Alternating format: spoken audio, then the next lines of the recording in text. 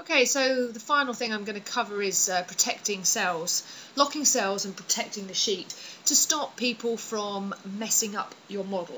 If someone deletes a formula, such as here, then the message isn't going to pop up and it's not going to be a very useful model. And if you're aiming for A star, which I hope you all are, then you need to be protecting your sheet at the end of your modelling task. Now, we've already covered what these little red triangles are. We also have these little green triangles which pop up when you insert a formula, and we have a little exclamation mark here which I hover over. You can read it says this cell contains a formula and is not locked to protect it from being changed inadvertently. And so I can drop down there and I can go to lock cell and the little green arrow will disappear. Now, locking the cell on its own will not have any effect until you protect the sheet, but the little green exclamation marks are quite useful. The little green triangles and the exclamation marks are quite useful because they show you where your formulas are. Okay, but it won't make any difference. I can still delete that.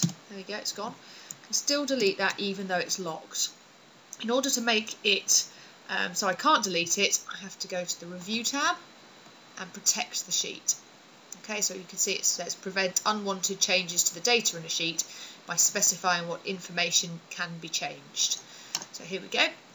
Password to unprotect the sheet. While you're testing this, leave it blank. At the end, then you can set a password, but I recommend you set one that you can remember, because although I can break them, it's not so straightforward. So I'm leaving it blank at the moment, and I can choose what I want my users to be allowed to do, which is generally nothing, except they're allowed to select the unlocked cells. So I click OK. So they can't now select any of the cells that that one that contain formula, apart from that one which I haven't locked, obviously. So I can't even select it, let alone delete it, although this one I still can delete. So let's sort that out. So I'll unprotect that sheet, go back to my exclamation mark, lock the cell, protect it, and now I can't select it.